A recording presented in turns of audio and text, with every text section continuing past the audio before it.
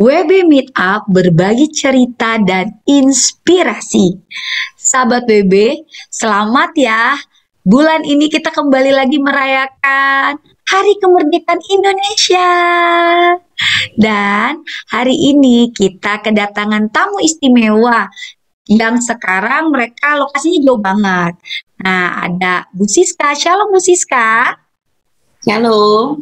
Bu Siska saat ini tinggal di Belanda. Tepatnya di mana nih Bu Siska? Tepatnya di kota Hilversum. Wow, sudah berapa lama kira-kira? Kalau tahun ini saya tinggal di sini sudah 13 tahun. Wow, lama banget sahabat WB. Kemudian ada wanita single yaitu Lulu yang saat ini tinggal di Jepang. Hai Lulu. Hai, shalom. Nah, sahabat WB, Lulu saat ini aktif di pelayanan wanita bijak single. Kalau Bu Siska sebagai PIC kota di Belanda. Dan hari ini mereka akan berbagi pengalaman mereka yang juga akan menjadi inspirasi buat kita. Bagaimana mereka tetap cinta sama Indonesia sekalipun sudah lama banget di negeri orang. Mereka tetap menunjukkan kekaguman mereka atas negeri Indonesia, tempat kelahiran mereka. Nah, Bu Siska, aku mau tanya nih, Ibu kan sudah 13 tahun tinggal dan menetap di Belanda. Awalnya karena apa, Bu? Awalnya karena saya menikah sama pria yang dijodohkan Tuhan dan tinggalnya di Belanda. Orang bule berarti ya, Bu ya? Enggak, orang Ambon.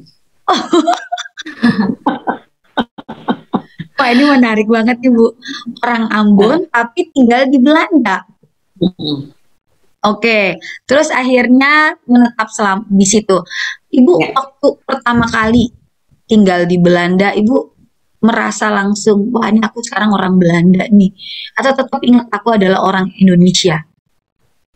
Sampai sekarang saya nggak pernah ngerasa bahwa saya orang Belanda.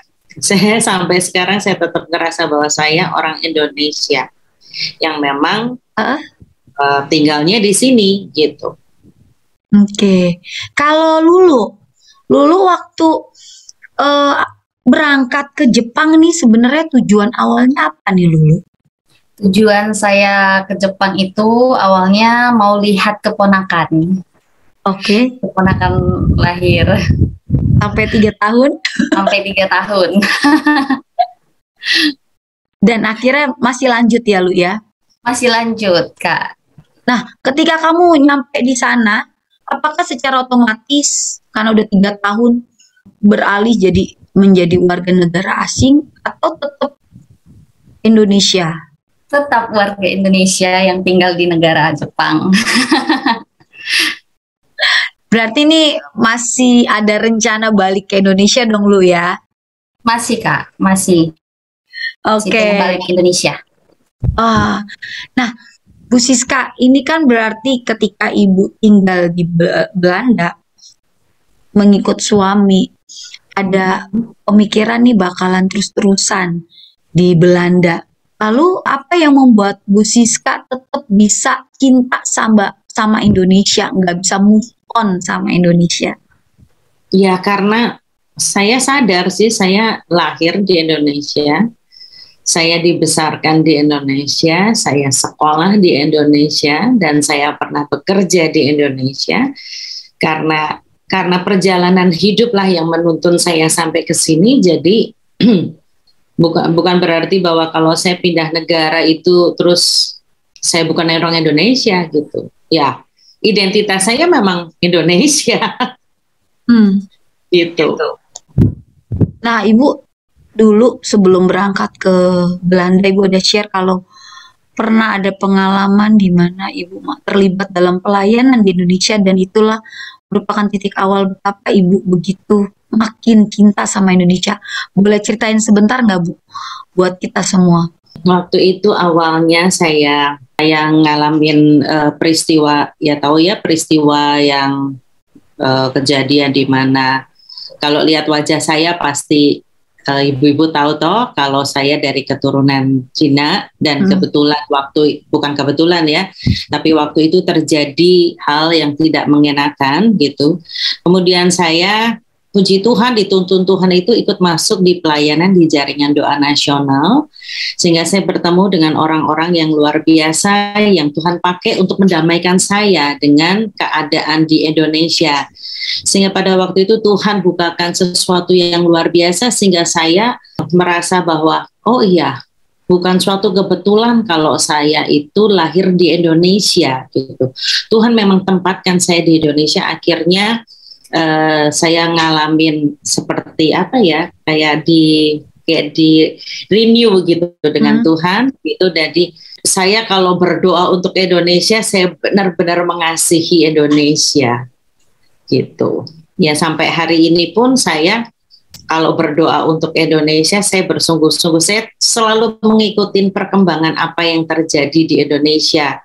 Apalagi kalau kita tinggalnya di luar negeri ya, dan Indonesia ini semua bangsa, semua hamba Tuhan tuh semua lagi doain Indonesia bahwa kegerakan terakhir ya, itu awalnya itu dari Indonesia. Nah, kita sedang menunggu-nunggu itu, lawatan Tuhan. Wah, menarik banget ya Bu ya. Justru orang-orang di luar sana mereka juga menyadari betapa Tuhan sedang melakukan sesuatu atas Indonesia. Nah, Bu, pengalaman awal datang ke Belanda, sempat merasa nggak sih Bu tertolak, ini negara yang pernah ngejajah negara saya nih, sekarang saya harus tinggal di sini nih. Sebenarnya tertolak sih tidak gitu. Yeah. Kesulitan terbesar buat orang-orang Indonesia yang datang ke Belanda itu rata-rata bahasa gitu, karena bahasanya beda ya. Kita kalau bahasa Inggris kan karena itu adalah second language kita ya di Indonesia ya. Yeah. Tapi kalau Belanda kan kita di sekolah-sekolah juga kita nggak belajar gitu, kecuali orang-orang yang zaman dulu yang mungkin orang-orang justru Ambon ya, orang-orang Ambon itu mereka sudah terbiasa mendengar bahasa Belanda. Tapi kalau orang-orang yang di Jawa, mereka kan nggak terbiasa mendengar orang ngobrol dalam bahasa Belanda gitu. Jadi buat saya pribadi, saya bukan tertolak karena di sini semua itu menghormati ya.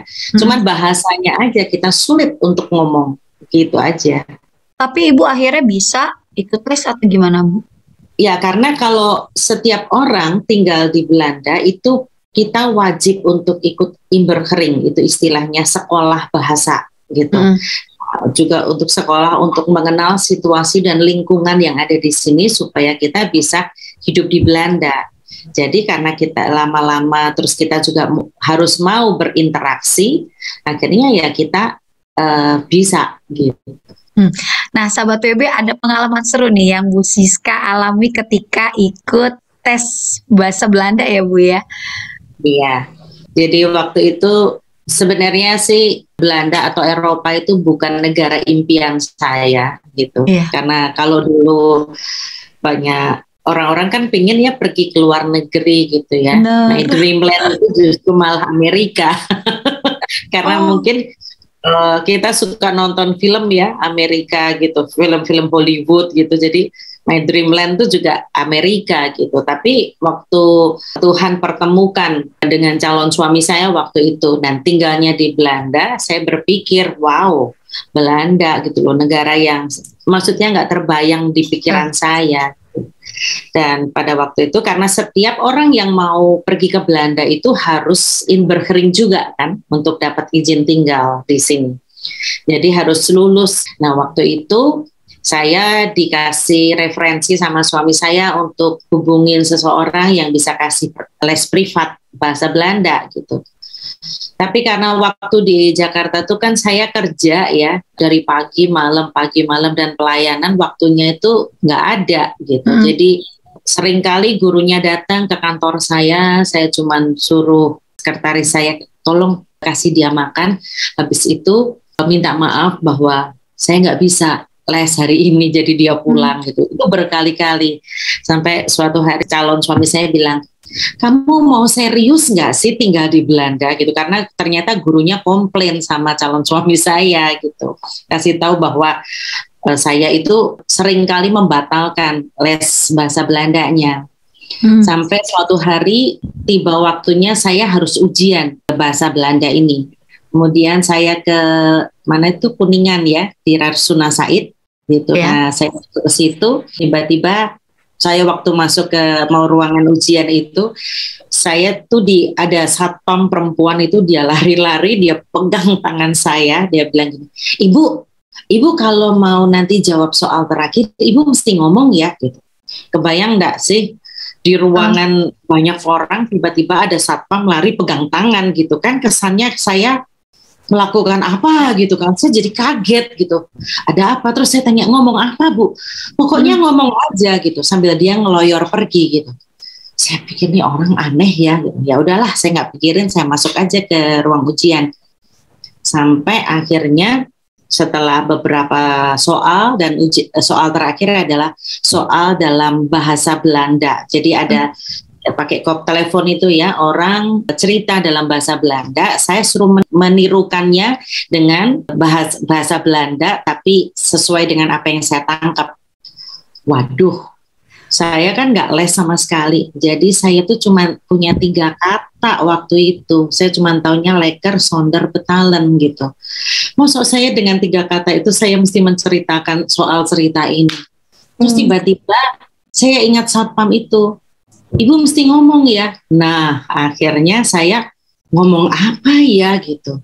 Akhirnya saya berdoa. Nah, karena di gereja kan kita kebiasaan kalau berdoa yang keluar kan bahasa roh ya. Iya. Jadi saya ya berdoa dalam bahasa roh gitu.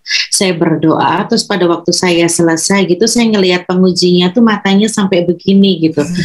Saya pikir bodo amat gitu, yang penting saya ngomong gitu. Diulangin lagi soalnya gitu. Nah, saya pikir ya udah saya berdoa lagi aja karena saya nggak bisa apa-apa gitu. Dan finally selesai ujian, saya mesti keluar, saya dikasih nilainya, kan ditanya bisa enggak gitu. Masa nggak bisa? Bohong nih. Wah, bener kok saya nggak bisa gitu. Cuman bisa jawab aja dengan bahasa roh dalam hati saya kan. Tapi ditunjukin, nih kamu lulus gitu. Wow. Jadi itu pekerjaan Roh Kudus. Itu salah satu konfirmasi dari Tuhan bahwa saya memang harus ke Belanda. Wah. Padahal itu statusnya belum nikah ya dengan suami saat ini ya. Oke, wah ini menarik banget ya. Sahabat PB, kita juga mau tahu nih dari Lulu. Lulu, waktu kamu ke Jepang, ini saya juga bingung ya, Tuhan izinkan kita ngobrol sama 2 narasumber yang tinggal di negara yang Tuhan izinkan dulu pernah menjajah negara Indonesia. Nah, Lulu ini di Jepang. Lulu waktu datang ke Jepang ada nggak perasaan, wah ini negara yang pernah menjajah negara saya nih, atau merasa kayak ketakutan nanti aku ditolak lagi sama negara ini? Gimana tuh Lulu pengalaman kamu? Kalau pengalaman aku, rasa takut itu nggak ada, rasa takut untuk ditolak itu nggak ada. Malah saya bangga gitu ya, orang Indonesia nih ada di negara Jepang nih gitu. Awal masuk bahagia gitu, bisa di negara Jepang juga ya akhirnya, walaupun tujuannya cuma lihat keponakan sambil jalan-jalan, dan nggak tahu mungkin itu rencana Tuhan bisa sampai 3 tahun Tuhan perpanjang terus gitu, dan sempat berpikir juga kok Tuhan masih izinkan aku di negara ini gitu. Tuhan mau apa? Tuhan mau lakuin apa untuk negara ini gitu. Sehingga aku masih ditahan nih di Jepang, belum bisa balik-balik ke Indonesia. Berarti nggak ada perasaan tertolak ya Lu ya? Tidak ada Kak, sama sekali. Nah, ketika kamu ada di Jepang, apakah kamu jadi merasa saya setelah ini akan jadi warga negara asing nih, nggak mau Indonesia lagi? Ada keinginan seperti itu nggak? Kalau untuk keinginan menjadi warga negara Jepang sih nggak ada ya Kak ya. Kalau kita mau jadi warga negara Jepang ya pasti kita harus menikah nih sama orang Jepang. Tapi niatan untuk menikah sama orang Jepang juga tidak ada, jadi masih tetap Indonesia. Wow, Indonesia tetap di hati. Indonesia tetap di hati. Kalau 17 Agustusan, kalau kita kan jelas ketika tinggal di Indonesia ikut merayakan. Kalau Lulu saat di Jepang, apakah di televisi nasional mereka juga ada berita kemerdekaan atau perayaan Indonesia? Atau Lulu ikut merayakan gak sih ketika Lulu ada di Jepang? Ya, ikut merayakan 17 Agustus di Jepang ini ikut merayakan, dan yang merayakan itu, yang menghimbau itu KBRI. Ya. Jadi kita diimbau untuk warga Indonesia, kita sama-sama merayakan hari kemerdekaan kita pada 17 Agustus. Dan kalau untuk saluran televisi sih saya belum tahu ya Kak ya, kalau ada. Sejauh ini sih kita ikut Zoom untuk merayakan hari kemerdekaan Indonesia. Oke.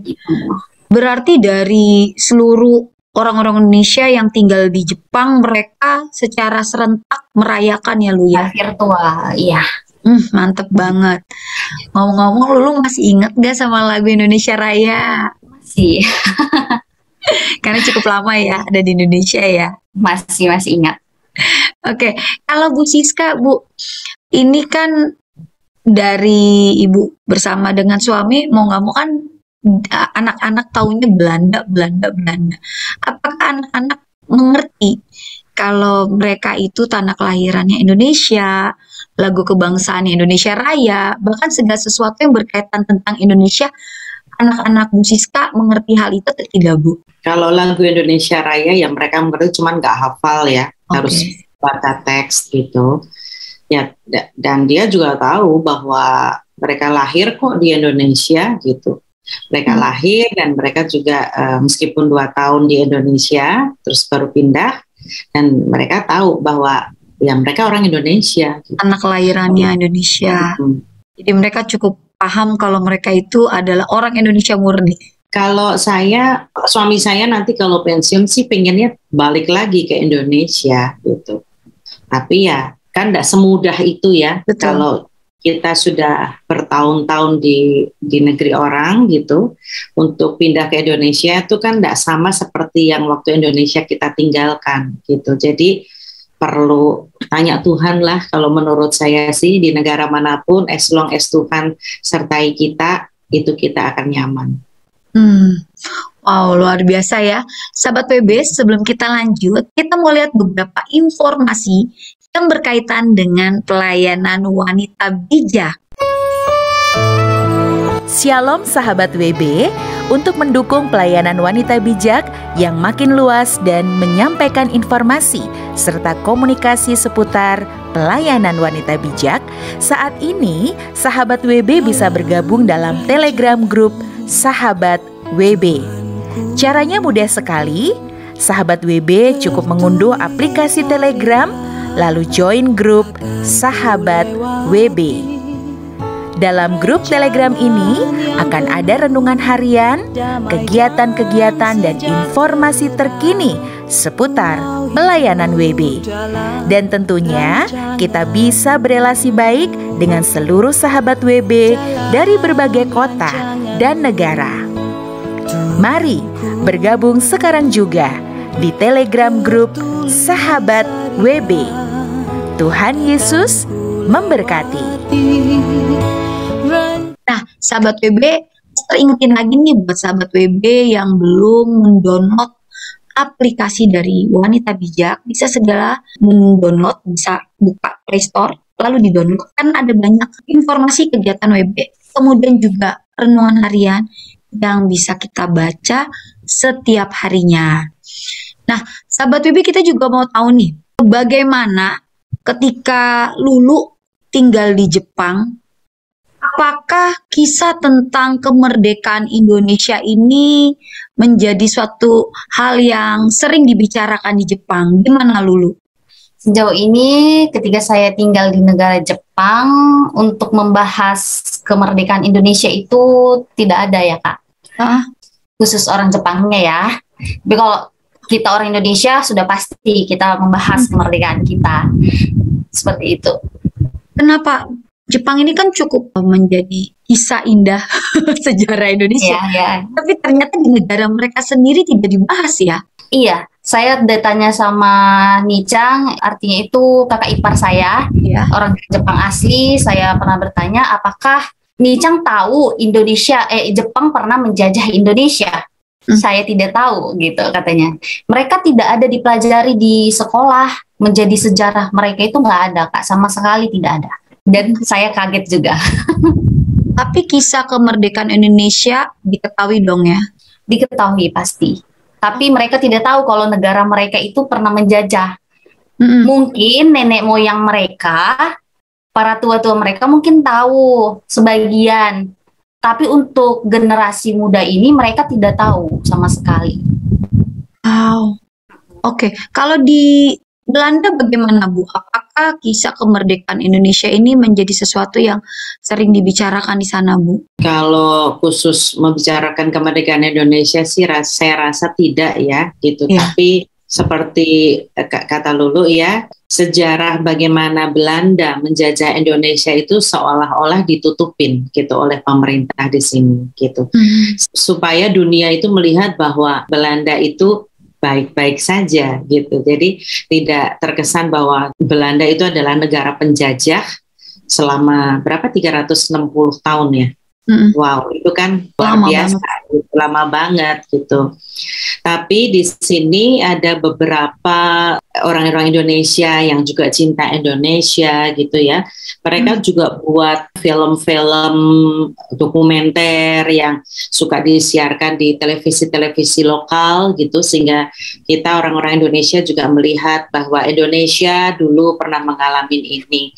Tapi end up-nya finally kalau nggak salah berapa tahun yang lalu ya, sebelum COVID kalau nggak salah ya, Raja Alexander, rajanya Belanda kan pernah kunjungin Jokowi itu untuk meminta maaf gitu ya.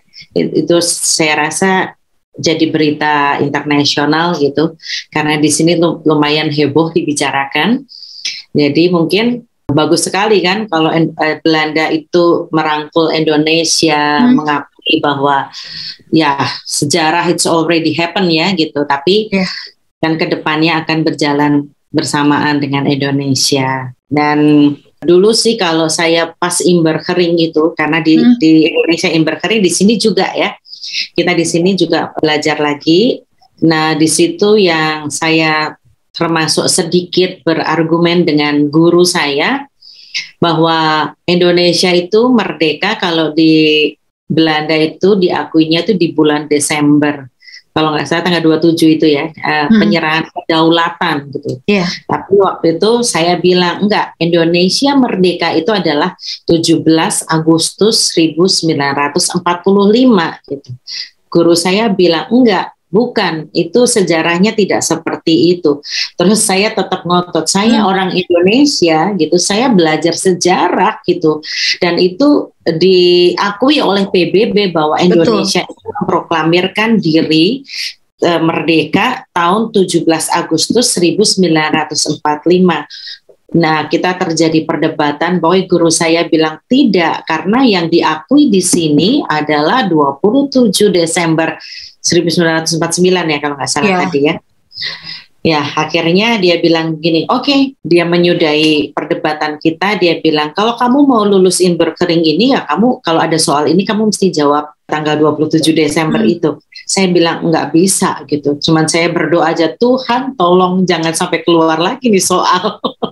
Dan puji Tuhan nggak ada soal itu. Luar biasa ya Bu ya. Ini juga bicara soal apakah kita mau konsisten dengan apa yang kita percayai atau kita ikut dengan permintaan mereka ya Bu ya. Wow. Ya, saya tetap percaya bahwa Indonesia merdeka karena PBB pun mengakuinya. Yes. 17 Agustus toh. Ya. Nah, sahabat WB, terlepas dari apa yang negara kita alami dengan beberapa negara yang menjajah negeri Indonesia, kita tetap melihat ada kebaikan Tuhan di dalamnya. Tuhan memakai negara-negara tersebut untuk membawa kita mengalami banyak hal, bahkan kita jadi mengerti banyak bahasa melalui mereka. Nah, Lulu, kira-kira hal positif apa yang kita bisa contoh nih dari negara Jepang? hal positif yang bisa ditiru dari Yes. negara Jepang itu banyak ya Kak ya. Mm-mm. Salah satu contoh itu disiplin, Wow. disiplin waktu. Jadi mereka itu tidak suka terlambat gitu. Jadi kalau udah on time. Kalau terlambat itu mereka nggak bisa, langsung kena marah gitu. Wajar ya kena marah karena mereka itu disiplin. Dan yang kedua itu mereka itu menjaga kebersihan. Kebersihan itu nomor satu di negara Jepang ini. Dan kita tidak ada melihat sampah gitu di jalanan ya. Walaupun tempat sampah di jalan itu nggak ada Kak. Kita nggak nemu itu tempat sampah di jalan itu nggak ada. Karena orang Jepang itu mereka itu sangat disiplin. Bukan istilahnya apa ya, simpan sampah dulu. Ketika jadwalnya buang sampah, mereka buang sampah. Karena buang sampah di Jepang ini punya aturannya masing-masing. Senin itu sampah plastik. Iya. Selasa itu sampah botol. Jadi mau nggak mau nih misal sampah plastik yang dari hari Jumat itu kita simpan. Kita nggak bisa buang sembarangan. Berarti di rumah mereka punya tempat khusus untuk menaruh sampah juga atau gimana? Iya, mereka simpan tempat sampah mereka, sampah basah di sini, sampah plastik itu di sini, sampah botol itu di sini. Jadi masing-masing punya ininya, tempat sampahnya. Seperti itu, menjaga kebersihan. Yeah. Dan yang ketiga itu mereka selalu bekerja keras ya. Negara Jepang terkenal mereka bekerja keras. Nggak ada kata malas. Jadi kalau orang Jepang itu bangga ketika anaknya itu dari pagi pergi kerja sampai malam baru pulang, mereka itu bangga. Karena mereka adalah tipe orang yang kerja keras, Kak. Seperti itu di Jepang ini. Mereka nggak suka malas-malasan. Intinya harus bekerja. Itu mereka. Wow. Dan yang keempat itu, mereka itu kebiasaan untuk mengantri. Kita dimanapun itu pasti mengantri. Seperti pengalaman saya yang kemarin, pergi ke stasiun kereta api, saya kaget tuh gitu. Jadi kereta apinya udah mau datang. Ini mereka ini langsung diri berjejer. Kita orang Indonesia nih, kita orang Indonesia melihat, wah, ngantri loh ini kereta gitu loh. Kereta masih banyak gerbong gitu ya Kak ya. Satu hal yang sepele gitu, tapi mereka tetap antri.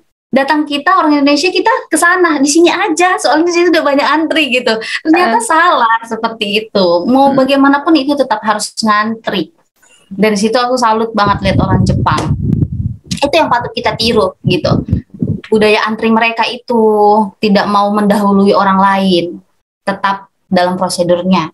Dan sahabat WB ini juga bisa kita contoh ya, Lulu ya, untuk menerapkan nilai-nilai baik yang mereka miliki ya. Iya benar Kak. Kalau di Belanda, Bu Siska, hal positif, hal baik apa, atau nilai-nilai yang mereka miliki yang bisa kita tiru, kira-kira apa Bu? Ya kalau soal sampah rata-rata hampir mirip ya, kalau di negara maju pasti seperti itu. Terus yang di sini itu yang saya surprise itu adalah budaya ramah tamahnya. Oke. Kalau dulu orang Indonesia itu kan kalau iklan, Indonesia adalah warga negara yang ramah tamah. Tapi ternyata Belanda itu jauh lebih ramah tamah gitu. Karena kita nggak kenal. Waktu itu saya pikir saya lagi jalan waktu pertama kali datang. Terus ada orang yang lambein tangan gitu. Saya bingung, saya ngeliat ke kanan ke kiri gitu. Kok dia lambe-lambe tangan sama siapa gitu. Terus saya kan ngerasa nggak kenal, jadi saya jalan aja gitu. Terus hari kedua, hari ketiga banyak yang langsung sapa kalau pagi, Goedemorgen gitu. Bingung juga, saya nggak kenal kok dia nyapa saya gitu. Terus suami saya bilang gini, kalau kamu orang itu bilang Goedemorgen, kamu bilang dong Goedemorgen. Loh, kan aku nggak kenal gitu. Karena kita kan kebiasaan hidup di Jakarta kan kalau nggak kenal nggak pernah nyapa ya. Betul.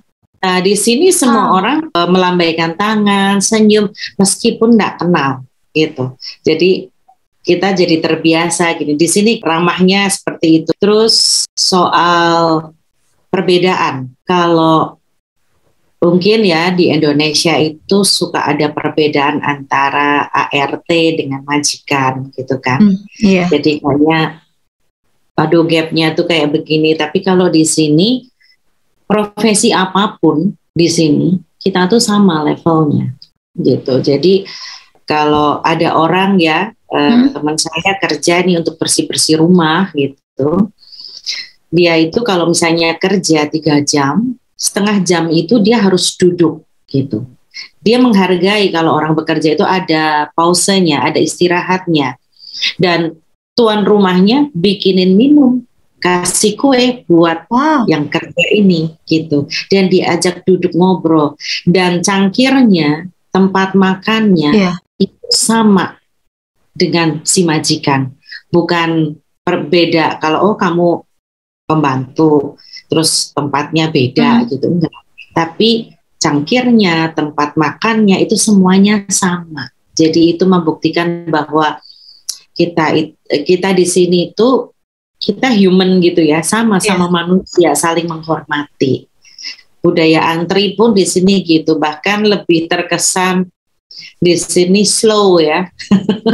Kalau di Jepang kan pupuk semuanya kan ritmenya begitu. Kalau di sini kesannya lebih slow gitu. Jadi kita suka bilang gini, restehan gitu, tenang aja, tenang.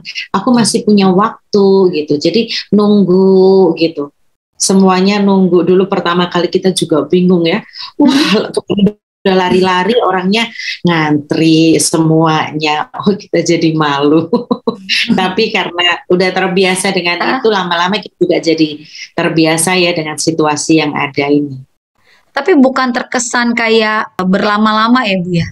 Enggak sih, bukan berlama-lama bagaimana, tapi itu loh. Jadi kayak kalau di supermarket gitu ya, itu misalnya ini di dalam satu counter gitu kan, dalam satu counter nggak usah baris gitu. Tapi kalau ditanya siapa ini next gitu kan, orang-orang itu sudah ngafalin gitu loh, siapa yang datang duluan gitu loh. Kamu kan, bahkan ada yang datang, kamu tadi yang datang duluan, ayo kamu maju dulu gitu. Nah gitu, saling menghormati, respect. Wow. Sesuatu yang sangat ini ya, maksudnya ternyata di sana sangat diangkat ya, bagaimana respect sama orang lain ya Bu ya. Iya, betul.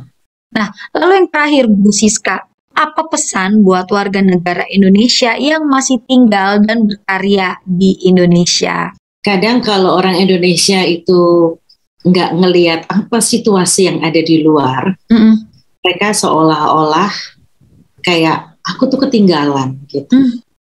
Padahal kalau kita ada di sini, saya pribadi, saya tuh bangga jadi orang Indonesia. Karena kalau saya connecting dengan pekerjaan Tuhan ya.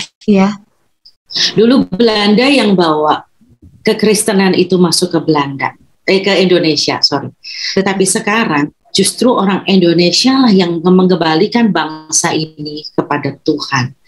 Jadi berbanggalah gitu loh jadi orang Indonesia yang memang Tuhan, karena bukan suatu kebetulan kalau kita itu lahir, memang kita tidak pernah bisa memilih ya lahir di mana gitu, tapi kalau Tuhan sudah tempatkan kita menjadi bangsa Indonesia, banggalah jadi bangsa Indonesia, berkaryalah dan biarlah mata dunia itu juga melihat bahwa kita ini bangsa yang diakui oleh dunia. Kan presiden kita yang pertama aja bisa bergerak sedemikian rupa sampai mengangkat Indonesia itu menjadi bangsa yang merdeka. Harusnya kita bisa melanjutkan perjuangan itu menjadi bangsa yang nggak usah niru-niru gitu. Tapi jadilah bangsa Indonesia yang sungguh-sungguh bekerja dan memperlihatkan apa yang memang kita bisa lakukan untuk memberkati banyak bangsa. Gitu.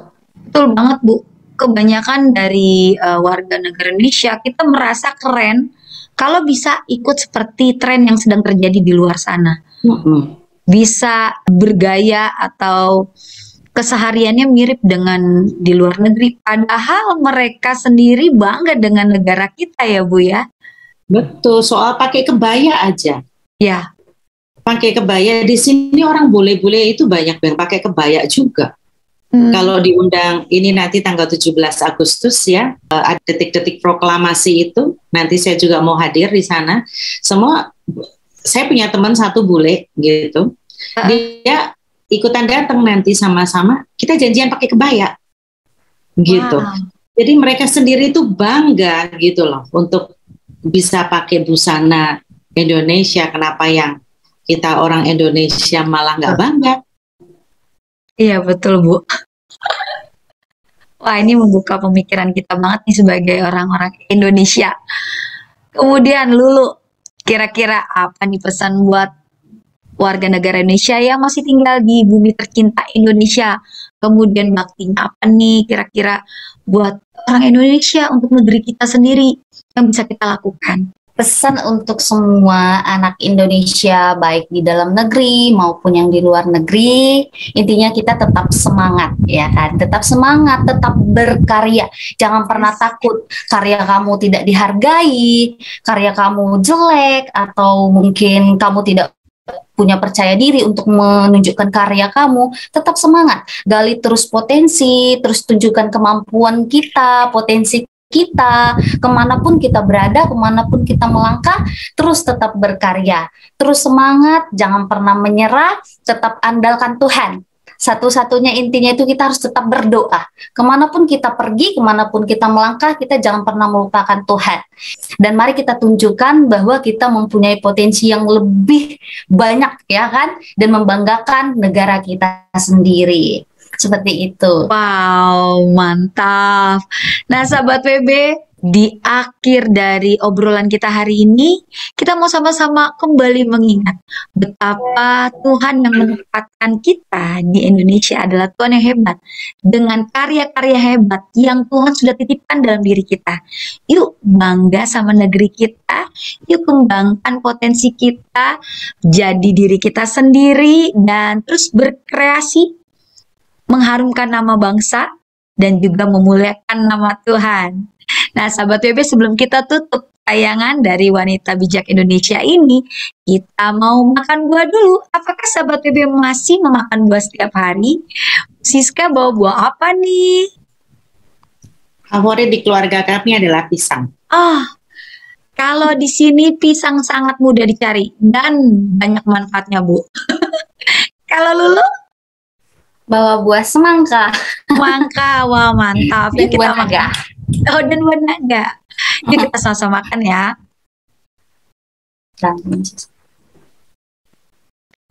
Kalau di tempat saya sangat mudah mencari jus. Jadi saya standby jus. Asik banget ya sahabat WB. Jangan lupa di tanggal 17 Agustus kita mau sama-sama memperingati Hari Kemerdekaan Indonesia, dan tetap semangat. Cinta Indonesia ada di dada kita masing-masing. Wanita bijak. Wow. Wow.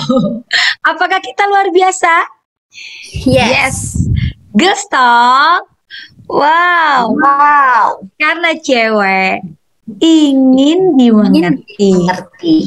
Sampai jumpa di tayangan WB Meetup berikutnya, pastinya akan menyajikan pengalaman-pengalaman yang seru banget sehingga memberikan inspirasi buat kita semua. WB Meetup, berbagi cerita dan inspirasi. God bless.